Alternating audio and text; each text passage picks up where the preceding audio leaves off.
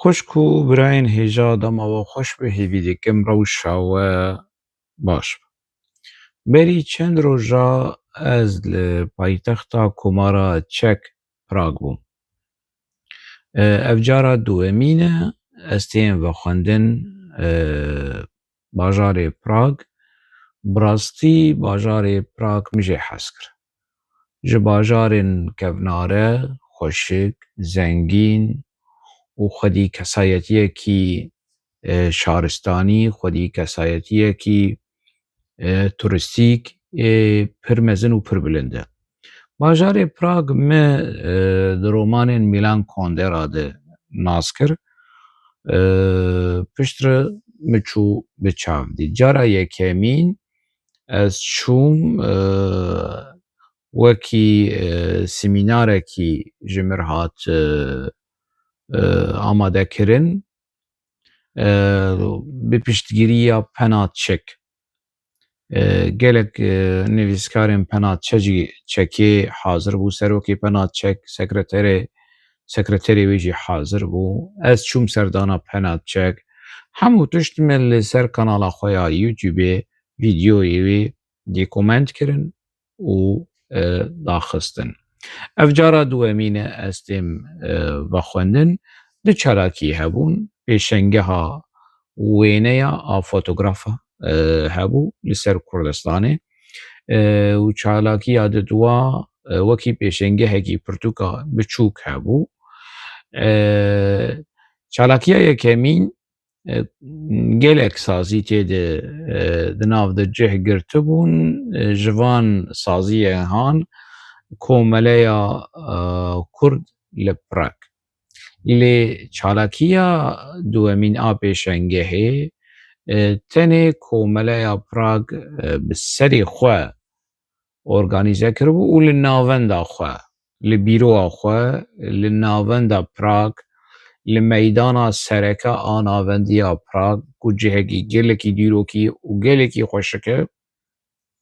ala Kurdistanê hat hildan. Ev ala xweşik û rengîn ala Kurdistanê hat hildan. Pêşengeha pirtûka a pirtûkên Kurdî, pirtûkên Erebî hat hildarxistin. Organîzatorê sereke vê çalakiya hanê Komeleya Kurd li Prag bû. Ev komeleya hanê jî berdewamiya xebata Kurda,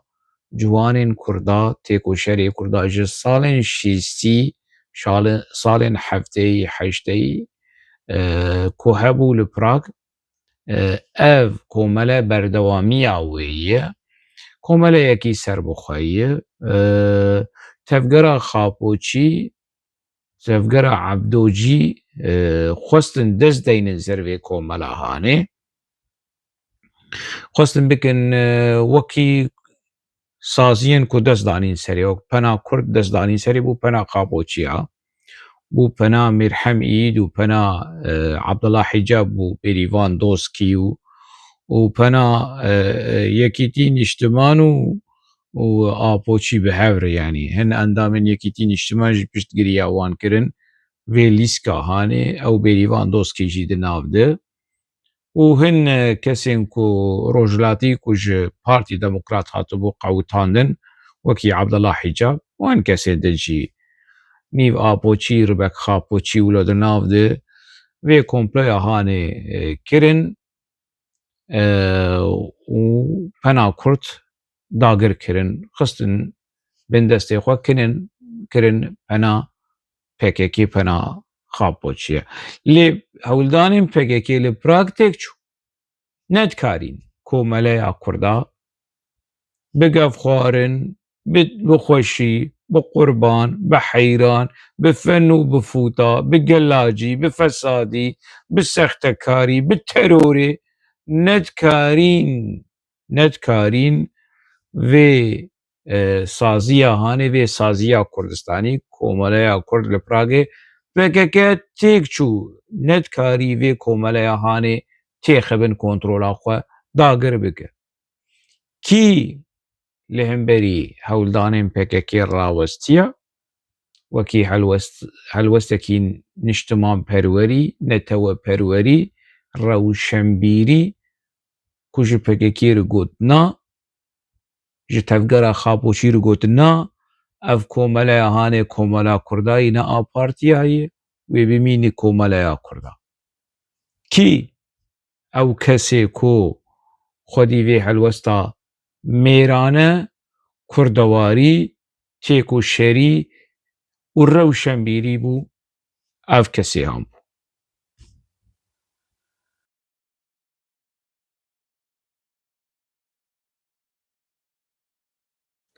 Ev camêr navê wî Reşîd Xelîl e yan jî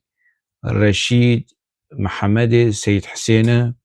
ji Qamişloyê, ji ciwanên Kurda ê ku berê xwe dan komara Çek berî hilweşayîna dîwarê Berlînê ji bo xwendinê çû wê çaxê Çêk û Slovak bû, ji hev qut nebûbûn, berê xwe da xwendinê, xwendina xwe dewam kir û ji wê çaxê û heta roja îro li komara Çekê de jî gelek karan kir. Di nava vî karêhanê de gelek xizmet ji bo ciwanên Kurda, xortên Kurda, malbatên Kurda, yanî xebatê wî ê însanî, ê alîkarî, ê piştgirî ber bi çav e. Kesên ku li Prag dibînin naz dikin û min hin kes dîtin, yanî kesên ku Reşîd ciwan re bû, heval bû, bira bû, piştgir. Alîkariya malbata xwe jî kir, alîkariya birayê xwe jî kir, hemû malbata xwe. û alîkariya Kurdên wekî din jî kir ji dervayê malbata xwe. Reşîd yanî wekî Kurdekî bi rastî ku me re dibêje ji pişta bavê xwe yê. Merd û mêr û mêrxas di tiştên ku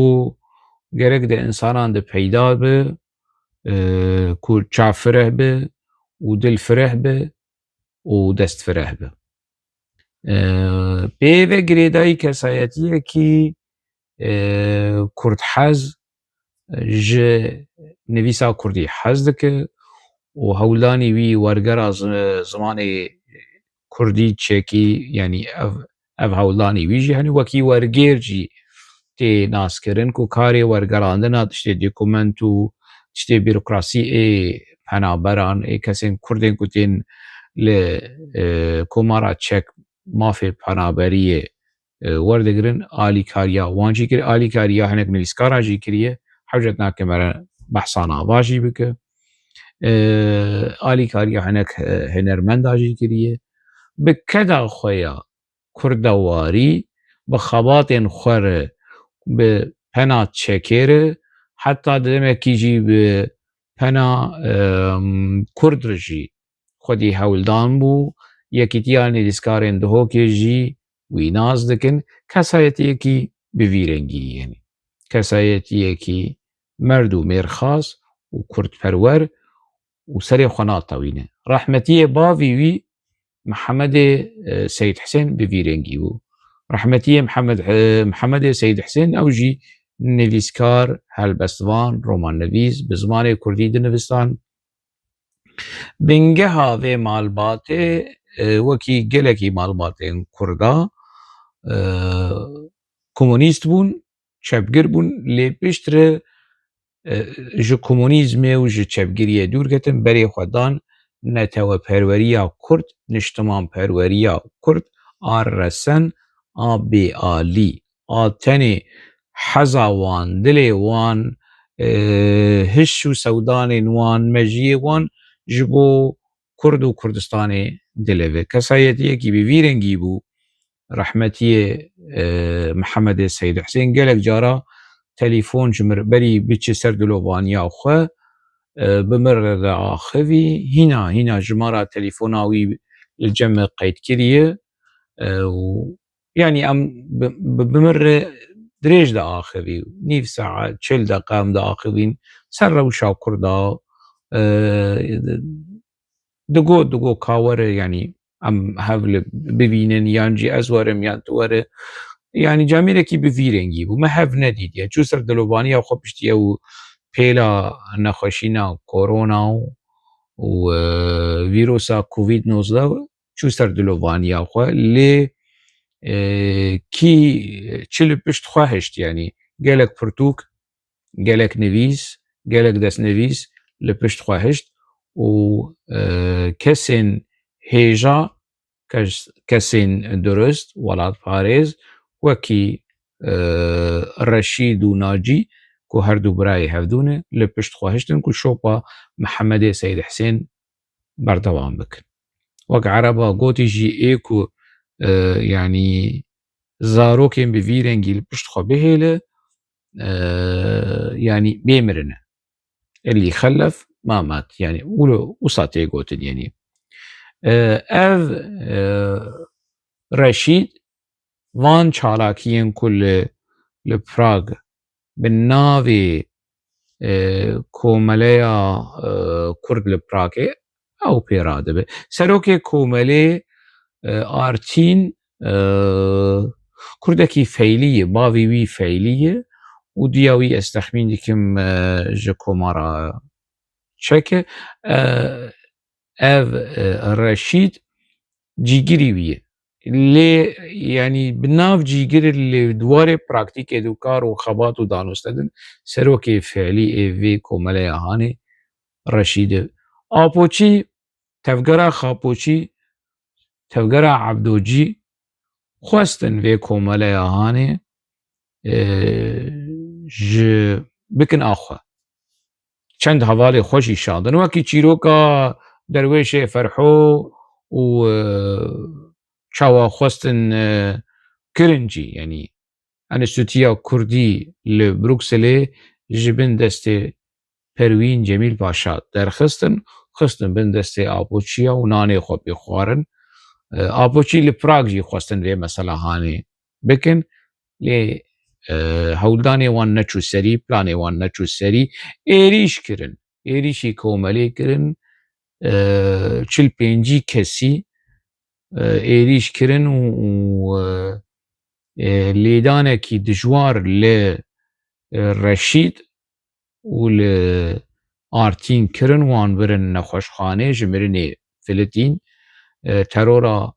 Xapoçiya li hemberî Reşîd gihaşt lê qonaxa Hanê lê Reşîd ji wan re teslîm bibin na yanî Reşîd bû mînakekî ji ber xwedana li hemberî terora PKK û dibe mînakek ne tenê li komara Çekê li seranserê Ewropa wekî mînakî wekî simbolê ku li ber xwe da mesele çû cem polîs çû cem mehkema gelek Xapoçî ketin hepsa ketin zindana ji ben vê terora Hanê vê kiryara terorîst ku çûn êrîşî komelê bikin û di hindirê komelê de li Reşîd xistin û li Artîn xistin û komelê li bin wî hevdû xistin yanî gelek zerar û ziyanên maddî jî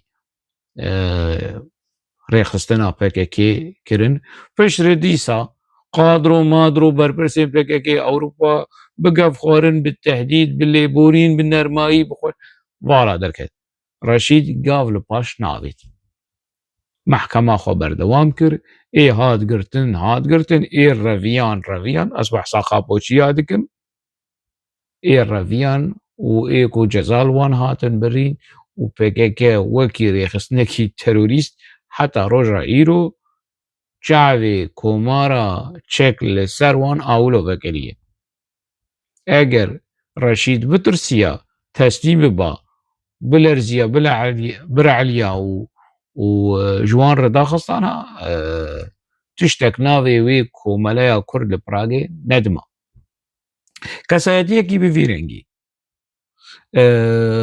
xebata xwe berdewam dike jiyana xwe ya normal berdewam dike xebata xwe ya a karsazî jî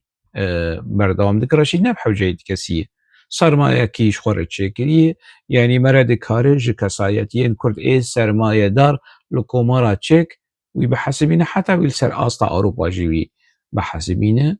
bi keda xwe bi xwîdana xwe ji xwe re sermayekî jî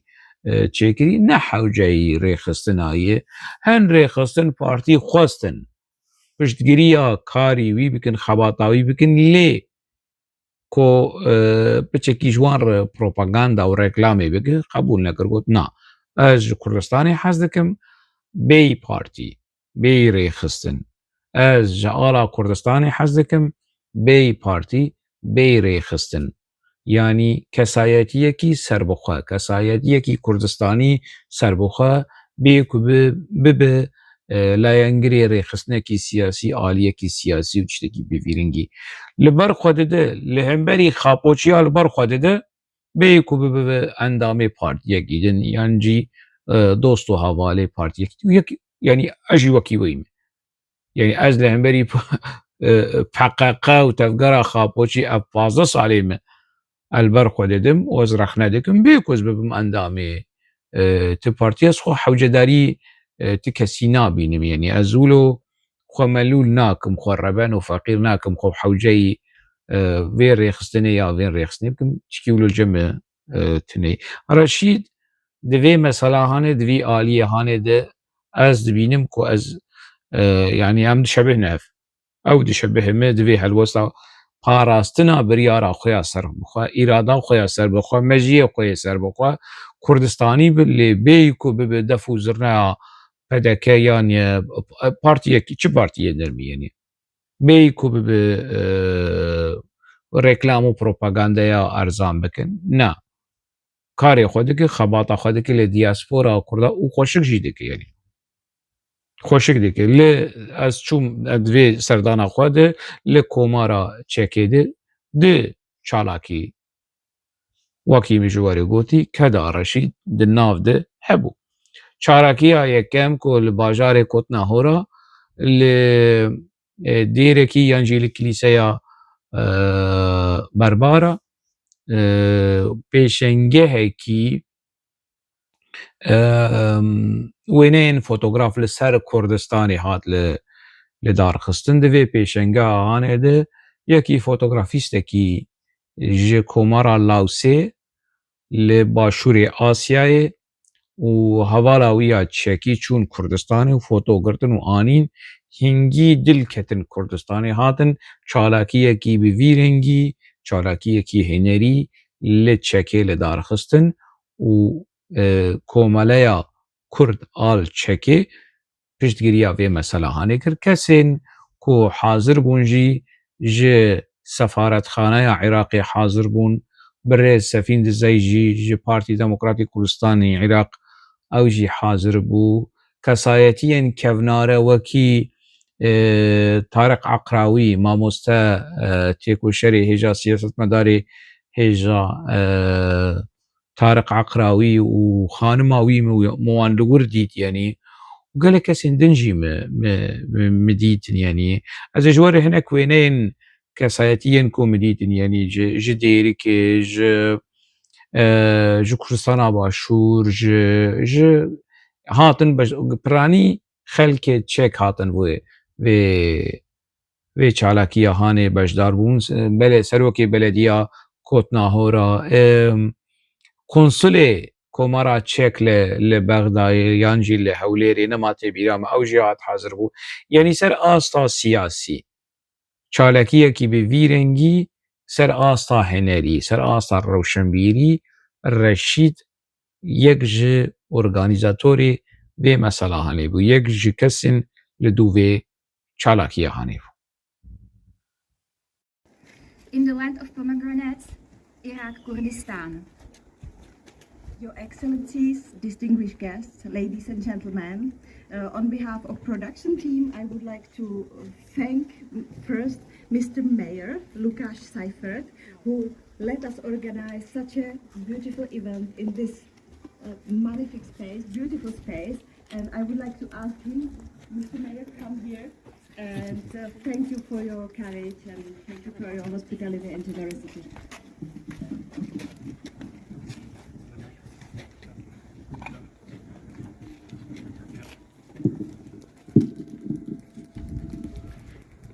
Vážení hosté, nebudu hovořit jenom za sebe, ale za město Kutná Hora. Je mi ctí, že můžeme hostit výstavu Lama a využít těchto nádherných prostor a míst k tomu, abychom si blíže představili úžasný lid Kurdistánu. Dear guests, let me speak not only for myself, but also for all of speaks for itself. And he didn't just stop at that. Characters, individuals, villages, cities that were ruined, destroyed. But years later, he did not forget the people who he had met a couple of decades earlier. He came back, going back to the same location, going back to the same people who were still alive, taking their pictures of almost 30 years apart. And the areas that were once ruins have been rebuilt. That was the resilience of Today. And first I want to thank Mr. Lucas Safer. You took a risk to make this exhibition because you're the first mayor who take decision to make huge exhibition to show Kurdistan. It's the first time for me to see how pictures of Kurdistan showing this nice place in Europe. So you take a big risk to do it, and you're the first mayor.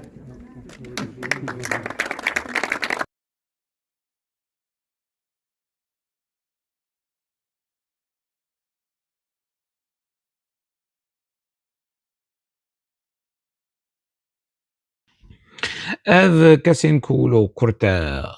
axaftin wedîtin serokê belediya Kotnahora û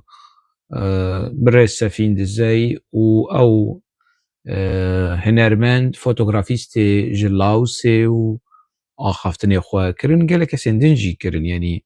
li hazîrbûn nema têbîra me. Lê bi Kurtî çalakiyekî bi serkeftî bû û xelk jî beşdar jî baş bûn, yanî Kurdê me ji ber gelek sedema hazir nebûn, yanî vê çalakiya hanê. Mebesta me Keda Reşîd di vê çalakiya hanê de hebû ku di 4 meha Augostosê de 2026 li bajarê Kotnahora li Komara Çek ev vê çalakiya hanê wêneyên ji Kurdistanê, fotoyên ji Kurdistanê hatin pêşkêşkirin û her bijî yanî ji Komeleya Kurd a li Pragê her bijî jê re her bijî ji bo mamoste û heval û dostê hêja Reşîd re. Em werin ser çalakiya duwemîn.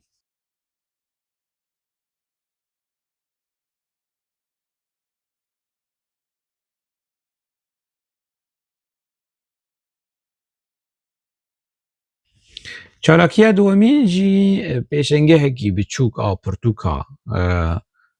pirtûkên bi zimanê Erebî, pirtûkên bi zimanê Kurdî, pirtûkên bi zimanê İngilîzî, bi zimanên Çêkî li navenda Komeleyê li Prag hat pêşkêşkirin roja 15 û 16 Tebaxê 2026. Ev cara yekemîn bû. Tiştekî bi vî rengî pêşengehên pirtûka li Prag hate li darxistin, yanî. Dîsa mamoste Tariq Eqrawî û xanima xwe hatin, sekretera Pena Çêkê hat, gelek ciwanên Kurda, kesên Kurda hatin, ji kesên Ereb jî hazir bûn, mêvanên Ereb jî hazir bûn, nivîskar û romannivîsê Siûdî Ehmed El Semarî hazir bû, nivîskarekî Siûdî dîsa ew jî mêvan hat, ciwanekî ji Misrê hat, yanî li gorî salê têfa salê wek Kurda dibêjin, cara yekemîn bû, havîn bû, xelk derketibûn derva, çibûn yanî vakansî, çibûn vacation, çibûn bi hinvedanê, çibûn welatên din. Dîsa ev çalakî serkeftî derbas bû. Hunermend jî tevlî bûn, ew hunermendê Kurd ji dêrgah Hemko کو ez gelekî kêfxweş bûm mûî dît mûî nas kir ew jî ji ciwanên Kurda ciwanên Kurdê ku dixwazin xwe pêş bixin him ji aliyê hunerî him ji aliyê ekonomî mamoste û hunermend selam yani em wî jî dît we fotoyê wî jî wê xanima wî û keça wî ya biçûk a Şêrîn we di nava fotoya jî dît bi rastî ez gelekî kêfxweş bûm bi naskirina wî ew hat pêşengeha wêneyan jî û hat pêşengeha pirtûka û me bi hev restoran gotin me henek kirin me yanî ez kêfxweş bûm bi naskirina wî bi rastî û ez keda wî pîroz dikim ser hemû asteyan xwe ava kir ez hinek xortên din jî naz dikim ji dêrikê çûn Pragê lê kesên wilo çirûk û sexte derketin yani ew ji Kelehê ew navî wî çi bû Faîqê Koçerê ji Kelehê ew jî çi ciwanek Kurd bû dema hat çekê û wilo heta niha yani ez rewşa wî ez behsa wî nakim yani dêj yani em vê meselê ew bikin ev pêşengeha pirtûka du weşanxaneyên Kurda tevlî wê bûn weşanxaneya Ramîna ku gerînenderê wê mûdîrê wê nivîskar rexnevan romannivîs Heysem Hesên û weşanxaneya Elzeman ew jî tevlî bû pirtûkê xwe beşek ji pirtûkê xwe şandin vê pêşengeha hanê wekî destpêk wekî gava destpêk tiştekî baş bû lê ez hêvî dikim di salên pêşde yanî mestir bi firehtir bi baştir û zengîntir bi ev pêşengeha hanê wekî bîranîn wekî silavekî ji bo nivîskar û helbestvanên Kurd rehmetî Mihemedê Seyîd Hesên ji bo wî wek silavekî ji bo keda wî ji bo ezbûneya wî ji bo giyanî wî hat hildarxistin dibin vê navê dibin vê sernivîsa hanê vê navnîşana hanê silav ji bo nivîskarê Kurd Mihemedê Seyîd Hesên tiştekî baş e her sal nivîskarekî Kurda were yanî veşandin werin bîranîn di vê pêşengeha hanê dev tiştekî gelekî di cih de ye gelekî baş e û gelekî pîroz e roja ewil roja didwa semînarekî me ne wek semînar wekî diyalogekî me li darxist û me hin pirtûkê xwe jî wilo diyarî û îmze kir spasiya mamoste Sîraj dikim ku ya ev derfet dame ku em hin pirtûkekî xelat bidin xelkê bê pere yanî em bidin kesên ku li wir beşdar bûn her wiha spasiya mamoste Heysem Hesên dikim ku vê diyaloga hanê ew bi rê vebir serkeftî bû xelk razî bûn kêfxweş bûn kesên beşdar yanî razî bûn ji vê diyaloga guftugoya ku bi min rê kirî roja yekemîn bi nivîskarê Siûdî re bû roja didwa bi min re bû tiştekî xweş bû çalakiyekî xweş bû kurdewarî bû rewşenbîrî bû bi rastî bi qasî ku xweş bû bi qasî wilo hêjayê ku ez bînim ziman çalakiyên komeleya Kurd li Pragê pêwîstî bi piştgiriyê heye yanî piştgiriya manewî yanî ne madî aha manewî yanî Kurdên me ê li çek werin hazir bin ji tirsa PKK ji zindanên PKK ji xapandinên PKK derkevin ji çir û virên PKK rizgar bibin werin piştgiriya vê komeleya hanê bikin ev komele awan e ne a tu partiyê ne a tu rêxistinê ye komeleya Kurda li Prag e ev alî yanî kesên ku di hundirê komara çek de pêwîstî چالاکیه وی کوملیا هاني کوملیا كرد لبراغ پشت گری بکن يعني حتى يعني نبحو جاي يعني يا رشيد لغوري مديد لغوري أسناز دكم جو آلية أوكونومي نبحو جاي تكسي لي اف كارسازن كردا لأوروبا يجي تجربة رشيد دكارن استفادة بكن سودة ورقرن وبشتقري بكرن بشتقري بدين يعني مادي بمعنوي بچه شکلی به پشتگیری کومله پشتگیری خباتین کومله جیر چه بکن اف ادم قی يعني اركه بيوره لسر ملي هركسي اجوي دري از جو اوستند از چوم آخن وج آخن حيا براغ نيزي 700 كيلومتر بيتر يعني اگر جو اوستند حيا آخن 300 كيلومتر هي وجورجي يعني زي 1000 كيلومتر از شو اگر نبيتر به از چوم از حاضر بوم از تولي بوم وكيف خوش چوم كيف خوش از وگري يعني بهذيا كو اف چالاكيا هاني آر روشنبيرانا آ كردواري پیش بكوه و پشتواني و پشتگري ببينه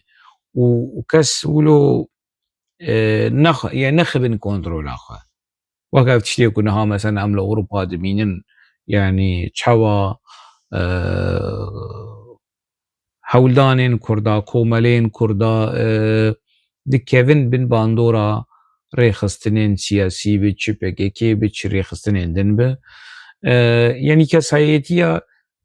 جواكا سربخوا جواكا سيفيل نريخستن كري نب جالي سر آستا بارتي تيز مبستا مريخستن كري لسر آستا كوملاتي كوملين جواكا سيفيل اف اري لسر آستا سياسي و ايديولوجي حوجتناك يعني ام حموش كردستاني حزكن ام حمو جوي آلا هاني حزكن بيكو ام ببن اندامين بارتيكي ينجي ريخستنكي ينجي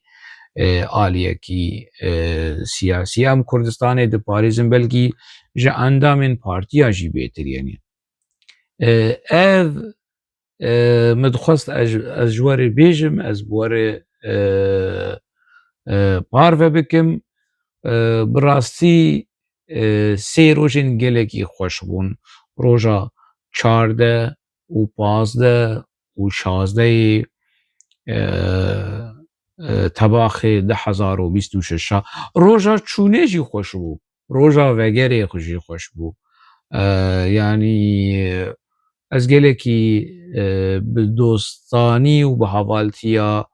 كاكي رشيد و كاكي ناجي و هوالنوان از گلكي كيف خوشو سربلدنم از وان سپاس دكم از هيزو مورالي جوان وردگرم خباتا وان خباتا كي بيروزه هيجاي پسندانه هيجاي پاراستنه هيجاي پشتگیریه لفر اسم داويا في مجاري حتى مجاري كيدن دنابا خير وخوشيه ده بمينه